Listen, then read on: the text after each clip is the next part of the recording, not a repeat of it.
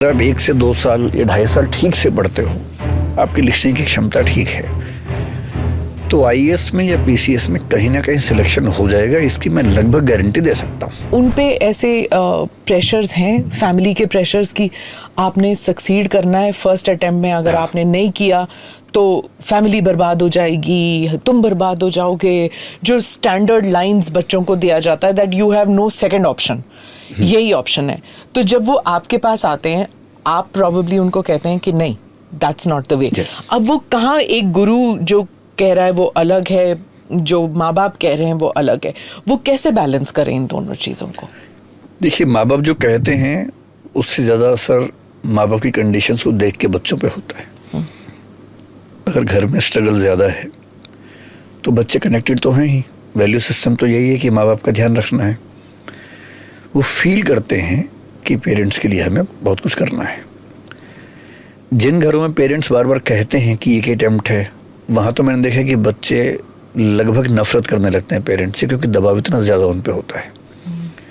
जहाँ पेरेंट्स कुछ कहते नहीं हैं पर बच्चे फील करते हैं, वहाँ सम्मान का भाव ज़्यादा रहता है, कमिटमेंट का भाव ज़्यादा रहता है उनके अंदर। पर ये एग्ज़ाम ऐसा है कि इसमें कोई गारंटी किसी की होती नहीं है। मैं पहली क्लास में साफ कहता हूँ कि गारंटी बिल्कुल नहीं हो सकती, किसी की नहीं हो सकती है। मैं भी दूंगा एग्ज़ाम तो गारंटी नहीं है, क्योंकि एग्ज़ाम का नेचर ऐसी सब्जेक्टिव एग्ज़ाम है। लेकिन मैं ये भी कहता हूँ कि अगर आप 1 से 2 साल या 2.5 साल ठीक से पढ़ते हो, आपकी लिखने की क्षमता ठीक है, तो आईएएस में या पीसीएस में कहीं ना कहीं सिलेक्शन हो जाएगा। इसकी मैं लगभग गारंटी दे सकता हूँ।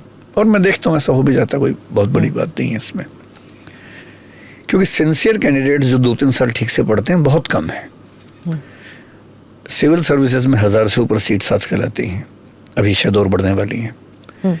पीसीएस के सारे स्टेट्स को मिलाएंगे वो सीट्स भी कम से कम 1000-2000 हर साल आती हैं। 5 लाख बच्चे एग्ज़ाम देते हैं, उनमें से मेरा अनुमान है कि 1 लाख के आसपास सीरियस होते हैं। एक साल में 2,500-3,500 वैकेंसीज होती हैं। तो ये उतनी मुश्किल प्रपोजिशन है नहीं। अगर आपने पढ़ाई ठीक से की है, लिखने का स्टाइल आपका ठीक है, तो कहीं ना कहीं कुछ ना कुछ बात बन जाती है।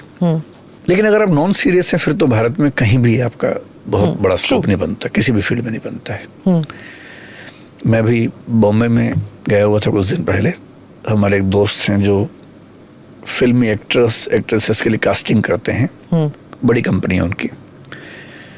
तो मैं उनके ऑफिस में था, मैंने उनसे पूछा कि आपके पास कितने बच्चे एक दिन में आते होंगे कि हमें एक्टर बनना है। आई वॉज शॉक्ड जब उन्होंने कहा कि ये संख्या 5,500 से 6,000 के बीच है एक दिन की। बाप रे।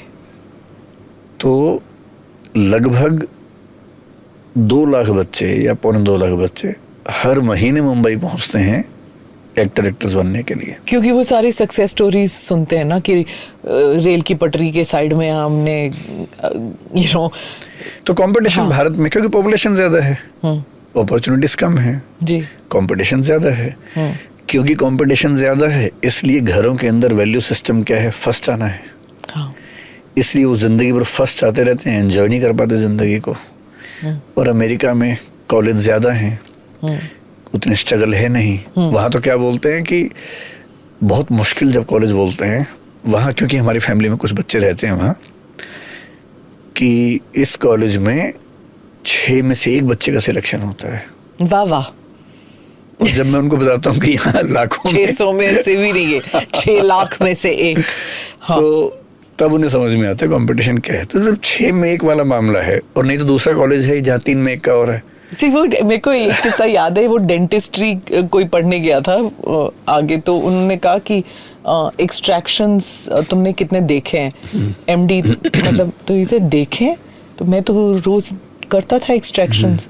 तो रोज करते थे आप एक्सट्रैक्शन? कहते हैं हाँ, मतलब वो गवर्नमेंट हॉस्पिटल में था। कहते कितने करते थे? 15-20 एक्सट्रैक्शंस तो दिन में होते थे, क्योंकि if you remember there was a period जहाँ पे ट्रीटमेंट नहीं होती थी। इतनी एक्सट्रैक्शन ही कर दो, निकाल दो दांत, तो कहते 15-20 एक्सट्रैक्शन। कहते यहाँ पे 15 साल काम करने के बाद भी you will not do 15 extractions in a month. और वहां पे 15-20 एक BDS का कोर्स करके जब वो इंटर्नशिप भी कर रहा होता है तो वो एक्सट्रैक्शन करता है BDS के बाद. So these are the kind of numbers that we are talking about, you know. So I can well understand जो आप कह रहे हैं कि comparison is odious. You can't compare the American system with the Indian system, you know. Yes, we were talking about, sorry your cases में digress कर गई, but it is true that जो फैमिलीज जो कहते हैं कि जो नहीं कहते हैं, स्टूडेंट्स गेट इमोशनली थिंग. और जो आप कोटा में देख रहे हैं सर, आई मीन वो जो सुइसाइड्स हो रहे हैं उसके लिए, why is it that we don't have more than teaching, even counseling? It's not enough. Obviously जो काउंसलिंग होती भी है, it is not enough. I mean, a student coming to this level of suicide is terrible. इसके लिए आप क्या कहते हैं कि क्या होना चाहिए? How to do this now? How to sort this out? Kota की जो कहानी है वो दिल्ली से काफ़ी अलग है. उसकी बड़ी वजह है कि वहाँ जो बच्चे हैं उनकी एज काफ़ी कम है. जनरली 10वीं के बाद से बच्चे वहाँ होते हैं, कभी कभी 5वीं 6वीं क्लास से ही चले जाते हैं. तो मैं 1-2 लोगों को जानता हूँ जिनके बच्चे 6वीं 7वीं क्लास से वहाँ पढ़ रहे हैं. 6वीं क्लास का मतलब है 11 साल का बच्चा, और 10वीं का मतलब 15 साल का बच्चा हुआ. 15 से 18-19 की उम्र में वहाँ मेजर चंक है बच्चों का. ये उम्र ऐसी है कि इस उम्र में बच्चों को ऐसी जगह छोड़ना जहाँ इतना कंपटीशन हो अपने आप में रिस्की है, बहुत रिस्की है. मैं दिल्ली में एक ऐसा केस जानता हूँ, एक बच्ची ने सुसाइड किया हमारे पड़ोस में ही.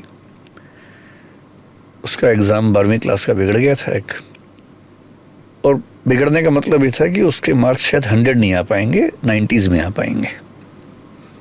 उसने जंप लगा दिया छत से, कोमा में रही कुछ दिन, कुछ मतलब ऐसे वुंड्स हुए. मुझे इतना दुख होता है सोच के कि बाद में CBSE ने उस पेपर को कैंसिल करके फिर से लिया, क्योंकि कुछ क्वेश्चंस आउट ऑफ सिलेबस आ गए थे. और वो बच्ची उस पेपर की वजह से मर गई. उसके बाद 10-15 दिन के बाद उसकी डेथ हो गई. तो उम्र ऐसी है कि झेलना बड़ा मुश्किल होता है, क्योंकि इन बच्चों ने, और जितना मैं जानता हूँ उस बच्चे की फैमिली के बारे में, मुझे लगता नहीं कि डायरेक्ट प्रेशर कभी रहा होगा. कई बार बच्चे खुद भी उस चीज़ को इंटरनलाइज कर लेते हैं कि उनको लगता है कि अगर मैं फर्स्ट नहीं हूँ तो मैं कुछ भी नहीं हूँ. तो रेड फ्लैग्स कैसे पता लगे कि हमारा बच्चा जो है? जब आपका बच्चा ये कहे कि पापा मुझे टॉप करना है या मम्मी मुझे टॉप करना है, आपको समझाना है कि नहीं, टॉप नहीं करना है.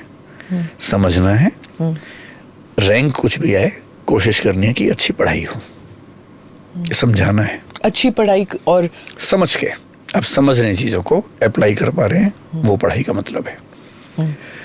कोटा में जो बच्चे हैं, आप सोचिए 15 या 13 की उम्र से 18-19 की उम्र है, इम्प्रेशनेबल. पहली मोहब्बत भी उसी उम्र में होती है. हजारों लड़के लड़कियां वहाँ पढ़ते हैं, घर से दूर रहते हैं, घर से दूर आज़ादी भी है, तो आकर्षण होता है, प्रेम होता है, ब्रेकअप होते हैं. उस उम्र में ब्रेकअप को झेलना कितना मुश्किल होता है. वहाँ पेरेंट्स हैं नहीं जिनसे बात कर सकें. अनकंडीशनल रिश्ता वहाँ एक भी साथ में नहीं है.